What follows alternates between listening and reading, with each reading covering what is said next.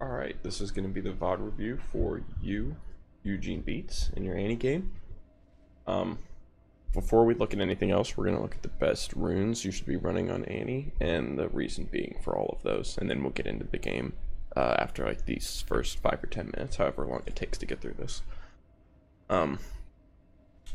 Your runes, you have Sorcery Domination, Cheap Shot, Eyeball Collection, Ultimate Hat, Absolute Focus, and Gathering Storm. The only thing I really don't like about it is the fact that you have Absolute Focus and Gathering Storm. When you see that every single page, except maybe like 1 or 2, that runs Sorcery, runs Celerity, you should be running Celerity. The reason why Annie uses Celerity over the other two so much more is that she's a relatively short-ranged mage with a slow movement speed. So movement speed is sometimes the only way she actually gets into a fight is if she walks up to somebody and lands a stun. So more movement speed just enables that gameplay. You don't necessarily need more CDR in Annie. 20 to 30% and you're gonna be just fine. Especially with the new mage changes where you tend to rush a 20% mage item no matter who you are. You have stuns more often anyway. So you don't need Transcendence on her. The other thing though that I think you should start doing after watching this video, it looks like you like to roam a lot, which I think is the correct way to play Annie. But with a roaming style, you should be running Electrocute and not Comet. The reason why Comet is still like her most popular pick rate and most highest win rate one is because it is still good. Don't get me wrong. I'm not going to tell you not to take Comet on Annie and say that it's bad because it's not. If you land any kind of Q or any kind of stun, that Comet's guaranteed follow-up, and it's very strong poke with a Q build. But the reason why I think Electrocute is much better is because with Electrocute, you can just send people to the Shadow Realm with your combo. 100 to 0, just insta-kill them. Also, Domination Tree first lets you take 3 of these. When you have Domination second, you can only take 2, and that ends up not feeling very good. But with these two, I think it's a much better sacrifice than only getting 2 out of the Domination Tree. Because Ultimate Hat and Celerity, those are the best options for you, period. I think Scorch is not good for her because you run Cheap Shot, and Cheap Shot's better than Scorch. So Ultimate Hat and Celerity are definitely better than running Cheap Shot and Eyeball Collection as Dom second. But when you run Dom primary, really good things that you get are Cheap Shot and Eyeball Collection. And then you get to choose one of the bottom ones. You either get movement speed out of combat, which is great for a roamer, or you get the healing, which actually helps you scrap out fights and kind of stay healthy. But as you can see, Relentless Hunter is easily the favorite here, and I think it should be the favorite because it goes back to the idea with movement speed on Annie. You're a pretty short range mage, and sometimes the only thing you really can do is just run up to people and stun them. For that same reason, that's why you see Predator on Annie. Predator helps you close the gap, Predator helps you land your combo. But in general, I think rather than opting for meteor builds, I'm actually going to give you your build right now that you should be running. I think you should be copying this page right here. Unless you want the Ravenous Hunter instead of Relentless Hunter. I think you can kind of try those out, see which one you like better. I actually think Ravenous Hunter is very good on a mage who does a lot of damage, because you're throwing out all these spells and you're getting all this health back, so it's kind of like some pseudo tankiness. But Relentless Hunter, you're a short range mage that needs to land CC, and additional movement speed helps you do that. This is the same reason you see Mobies on Alistair, Mobies on Leona. All you gotta do is get there, and get there fast enough, and sometimes that's all you need to kill somebody.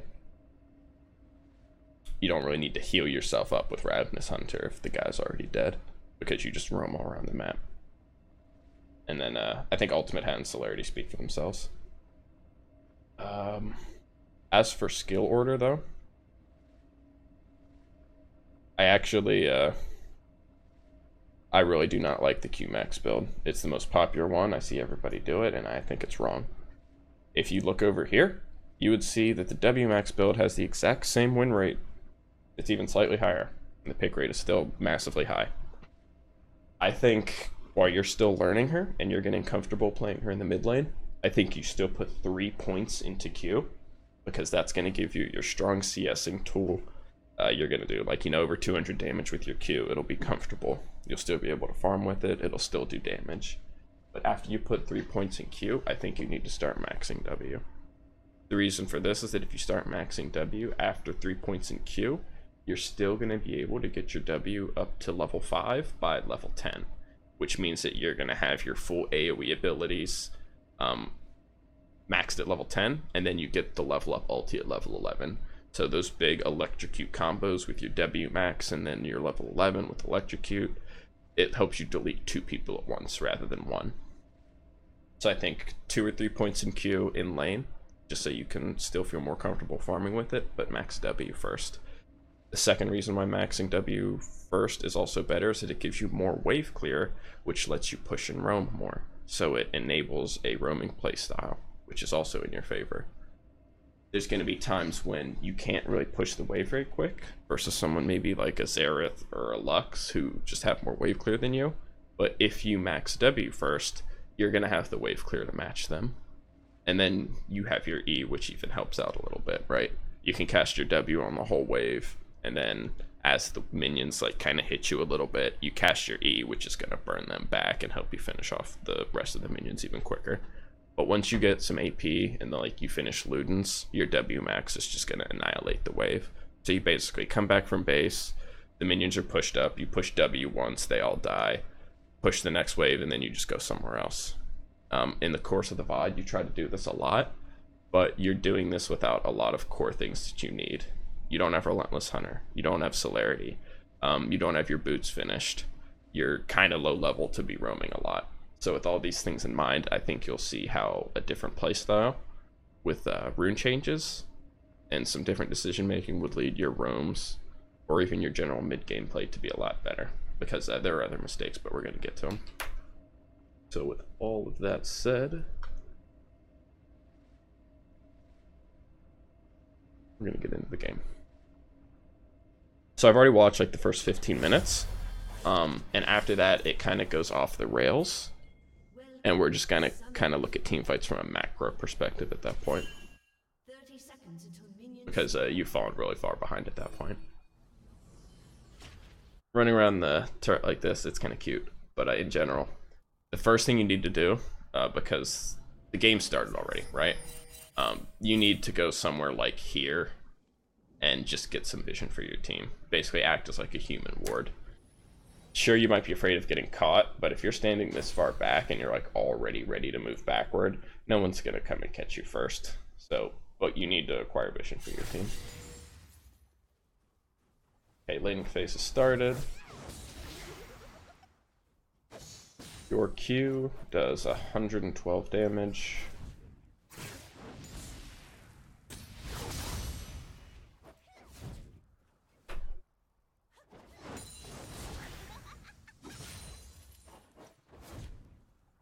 Okay, and we're gonna slow this down right here. This is where learning how to trade back, or at least play around your own cooldowns, is gonna come into play. Because your Q was only back up after like another half second here, and this is why Lux gets to get in a free trade. If you wait to walk up to that CS until your Q comes back, then you're able to trade back with her.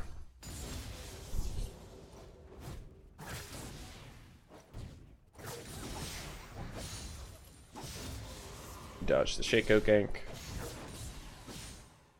Very nice. Playing against Shaco early often is just about not dying. You lay a ward.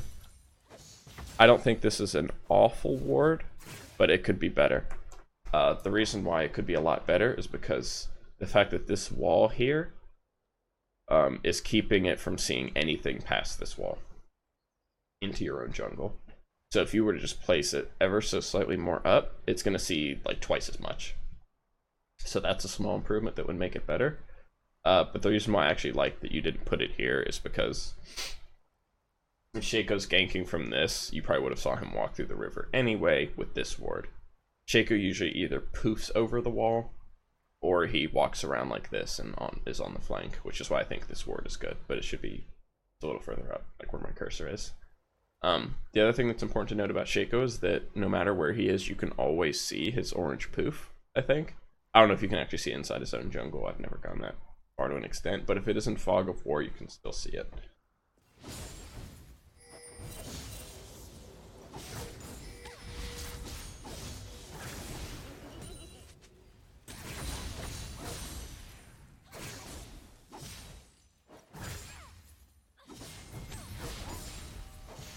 Your farm's looking pretty okay so far. It's not perfect, but it's alright.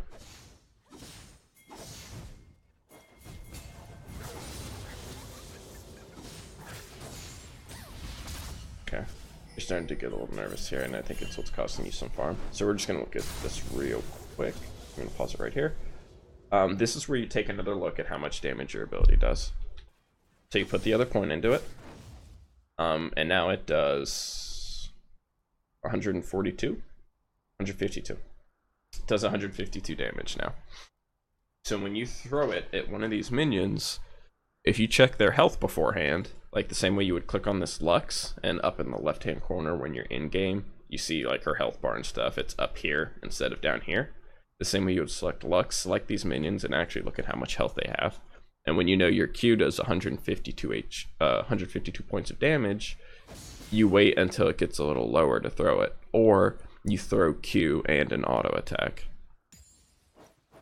Now, you come up a little short though, right? Just a little bit.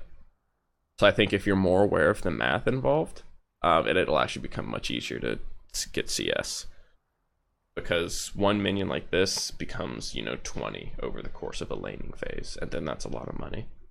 So you know that your Q does 152 damage, and you know that your auto attack does 56. So your Q auto attack combo does 208 damage, or 206, whatever it was. And this creep is still left with 6 HP. So I think pre-selecting the minions ahead of time and just being a little bit more aware of the actual numerical value of your damage and checking the minion's health beforehand, you're going to miss a lot less CS.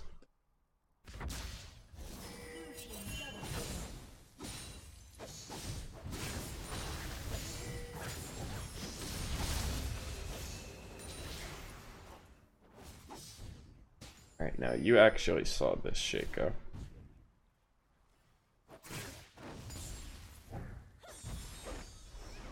Now, I think this is both good and bad. Because you laid a ward, Shaco was bot side, you knew he was bot side, and you had a ward. You spot him coming with your ward, but I don't think you actually saw him yourself. The other thing you could have noticed is that he hit the Scryer's Bloom here, which reveals Camille, which is the other dead giveaway that Shaco's right here.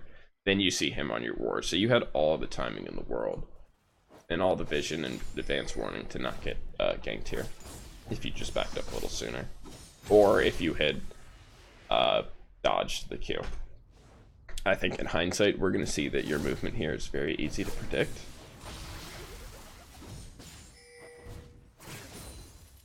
You run in a complete straight line, right? Had you stopped here, we're going to replay it one more time.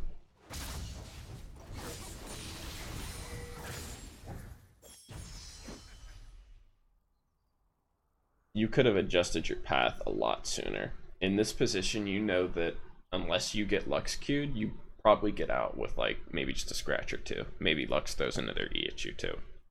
But you run in a complete straight line and you don't alter your path at all, which is why you get hit by this. Had you been more ready to move, like we have to rewind this one more time because the gank actually keeps sneaking up on me. We see Shaco. Alright, there he is. Now we gotta slow down. Okay.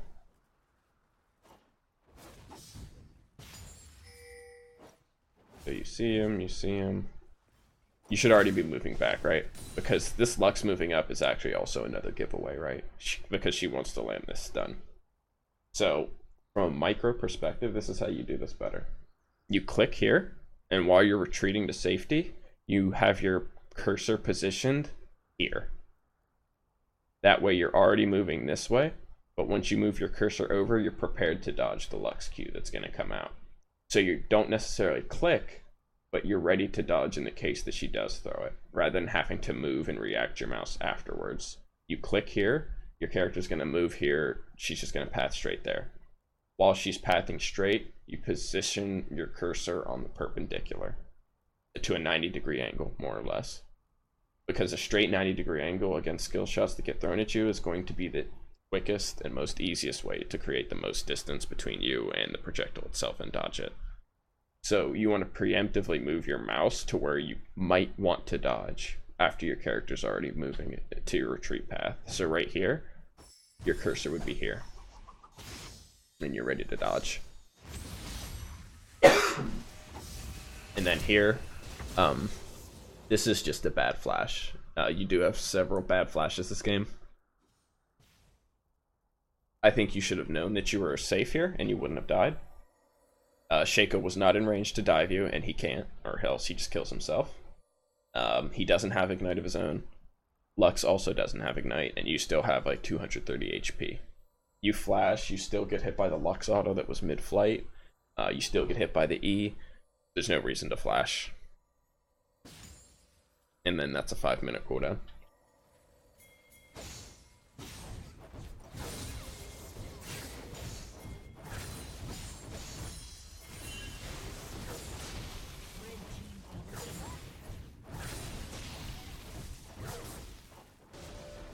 Here's a point where I think W max would be very helpful, right?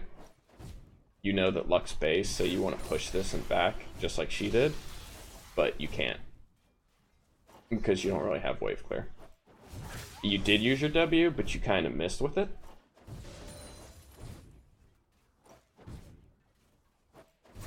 Just a little bit. Yeah. The moment you have, the way you hard push it lane,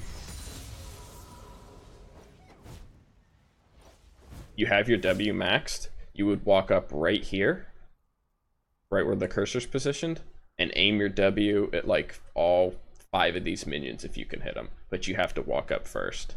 The caster minions are always going to have less HP than the melee minions, and the melee minions are already getting focused by your melees and your casters. So when you go for wave clear, you generally need to be trying to clear the backline caster minion creeps more quickly, because they will die more quickly.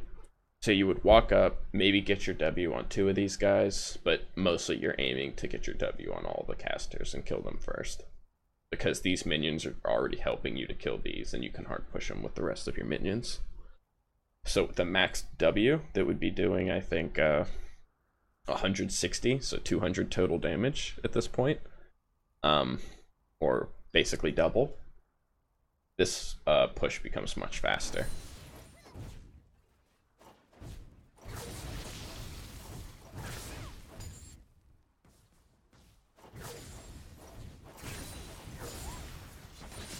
Same case here. And then you could have based quicker rather than staying in lane longer than I think you should have here.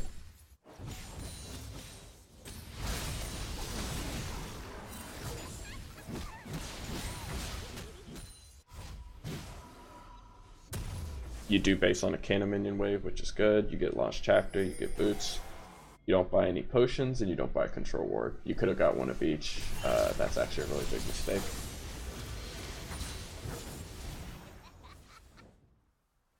You are warding, but you could also be throwing a pink ward into the mix here, right? I think the fact that you don't buy a pink ward or a control ward all game is you're just handcuffing yourself. Because you've shown that you do plant some wards and you use them. I don't know if you actually are watching them as intently as you could be. But here's another case where you just leave base again without potions or control ward.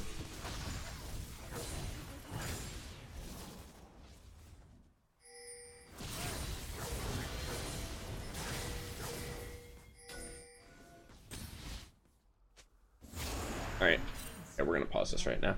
This push and roam thing that you're trying to do right now, that whole rune change, the W max, the relentless hunter, all of that is what enabled this kind of gameplay, along with celerity.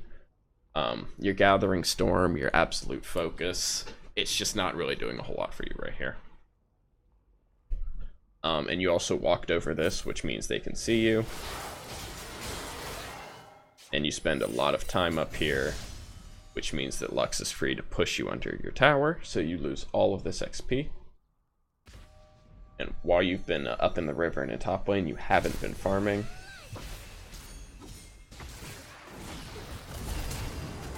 And then you flash, which I think that flash was probably on accident.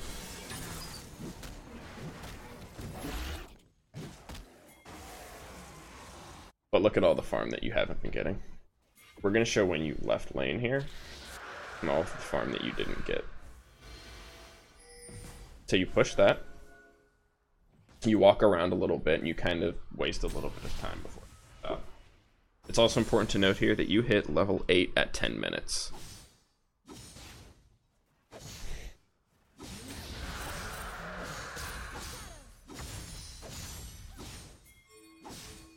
Lux does the correct thing and she pushes and follows you. She pushes before she follows you. So you lost 1 wave. No, 2 waves.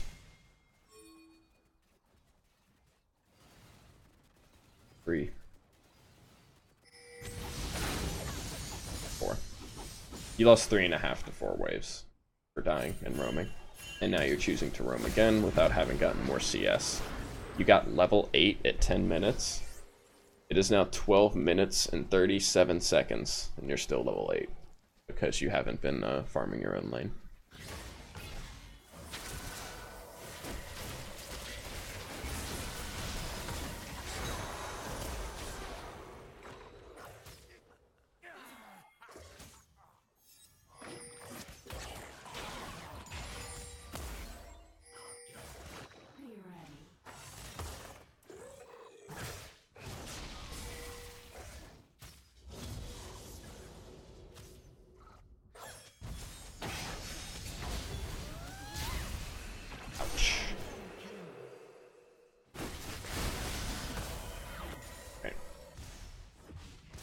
Lux did the same thing again, right? She pushed before following you again.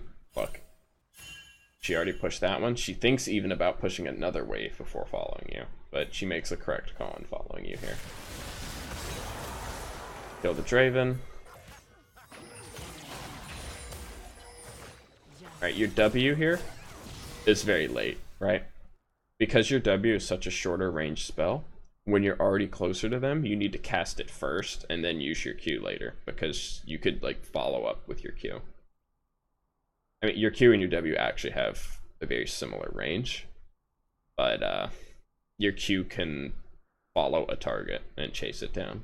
Your W, you have to aim it and already hit them. So if they're running away, you need to cast it when you're already closer to her.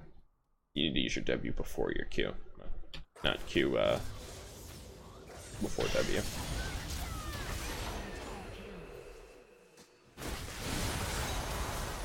The other bigger point here is that you kind of you chase this Zyra incorrectly as well. Now, I don't think you actually have the damage to kill her, so I think choosing to chase her already is actually not a good idea. But when you are chasing targets like this, you need to cut off their escape route, not just chase them in a single file. So instead of following like my cursor like this, instead of doing this, when you are already positioned right here, you need to be moving straight down like this. You want to cut the straightest route possible to her escape route, because you will eventually catch her, rather than taking this little curve here and trying to follow her.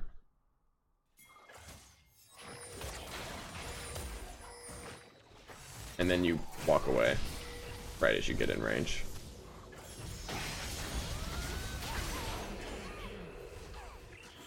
The reason why you have to get out is because Lux followed you, right? I think you just kill the Draven and leave there.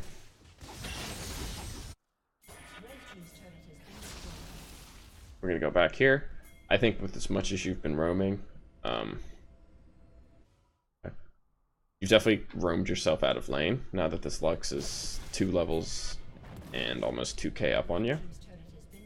So you know you need like your CDR item.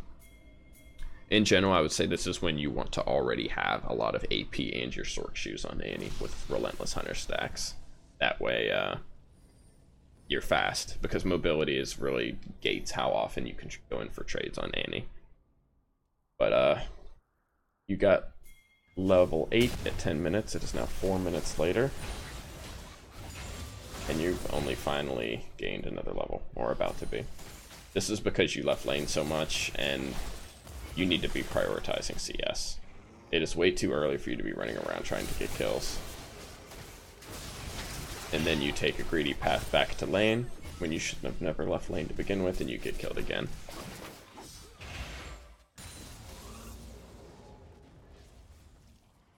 We go to just red vision. You have wards, so you know they're here. You know that these are 2 high damage threats, and you're just a squishy mage. You're not showing respect for that. You need to have already been under tower, waiting for the farm to crash where you're more safe. So they punish you for having very greedy movement. I think this is kind of the story of the game. It becomes much easier for them to continue to do this, because once again, you're still only level 9. Lux is now about to be level 11, and look how much more damage she has than you. It's not even close at this point. So your mistakes become easier and easier to punish because you're so slow and easy to kill, and she already has so much damage, so she only has to land one ability to waste you at this point. This is the price of having more mistakes on top of bad roams and falling behind in XP. Overall, XP is even more important than farm. But ideally, if you're getting XP, you are also getting farm. So all this time when you run around in river or roam back and forth like this, instead of getting XP under the tower and farming, you're just digging yourself deeper into this hole where you can continue to be killed like this.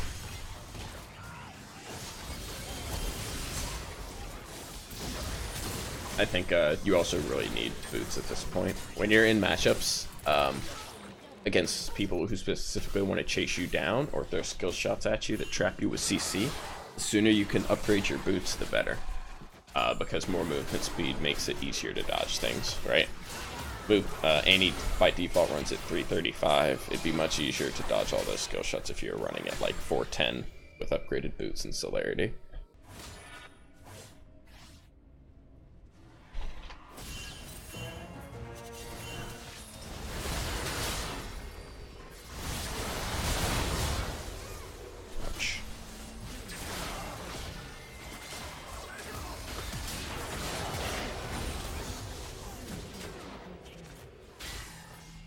At this point, you already don't want to be like going into fights, right? This is already getting really bad. If we look at the Lux's items, like, she's huge. So we're gonna look at the numbers real quick just to compare how much damage she does. Where is she? She's right here. Her Q right now is doing 450 damage. Her passive, we don't get to see it. Her E is doing 500. Her R is doing 720, and her passive is probably doing something like 200 right now, at least. 150 to 200 probably. By comparison, your damage is 350, 250, and 250. Her skills do over twice as much damage as yours because she also has spell pen, which you don't have. This Lux is actually like 2 to 3 times or even 4 times stronger than you at this point in terms of potential damage output. So when you consider things like that, you just can't afford to walk up like this. You're already behind. I think this is also another instance if you're using your W after your Q when you're actually not in range. The W is a very short range ability. You're not in range to land it here. You need to make sure you get a little closer when you try to land these Ws. And this is another bad flash, right? You actually don't have the damage to kill her anymore, so you shouldn't be trying. I think maybe you go all in for the Zyra, but you don't use your ultimate, you don't get your ignite off, and you're just starting to die a lot more at this point. You're trying to ice skate uphill, in other words.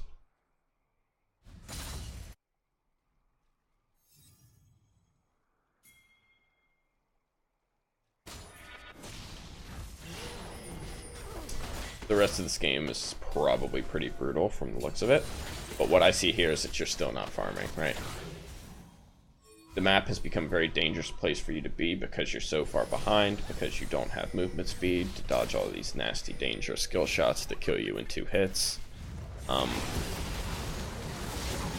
Nice, you do finally get a kill though. Yeah, this helps. If you need to buy boots here, 100%. These boots are long overdue though, right? Very long overdue. In general, boots and Ludens need to be like a combo pair. You're trying to get both of those items.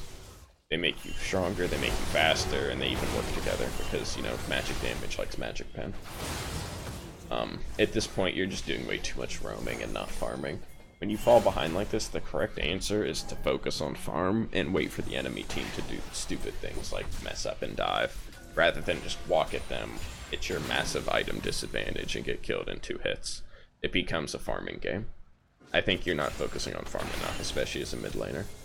When you play mid, you probably heard the stat, or even in any other lane, that 3 waves of CS is a kill.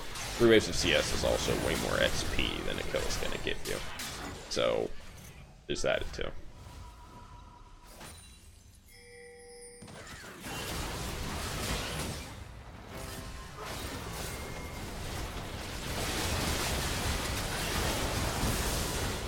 Ooh, they stole it.